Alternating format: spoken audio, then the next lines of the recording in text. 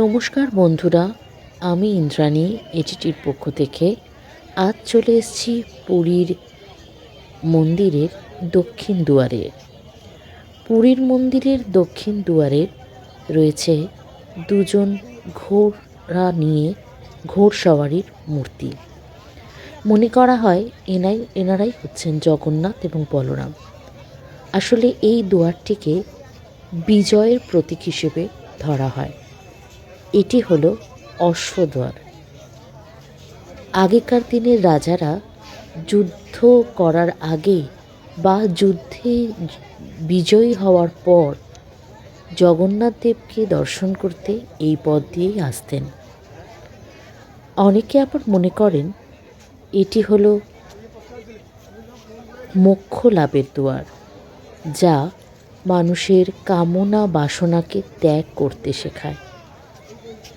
দক্ষিণ দুয়ার দিয়ে প্রবেশ করলেই পুরীর জগন্নাথ দেবের রান্নাঘরটি কাছে পড়ে। তাই এই পথ দিয়েই সাধারণত সমস্ত আহার সামগ্রী মন্দিরের মধ্যে প্রবেশ করে। মূলত পূর্ব দুয়ার ও পশ্চিম দুয়ারই বেশি ব্যবহৃত হয়। ভারতের হিন্দু মন্দিরগুলির মধ্যে পুরীর মন্দির অন্যতম। বহু যুগ ধরে গোটা ভারতবর্ষের মানুষ এই পুরীর মন্দিরে আসেন জগন্নাথ দর্শনে।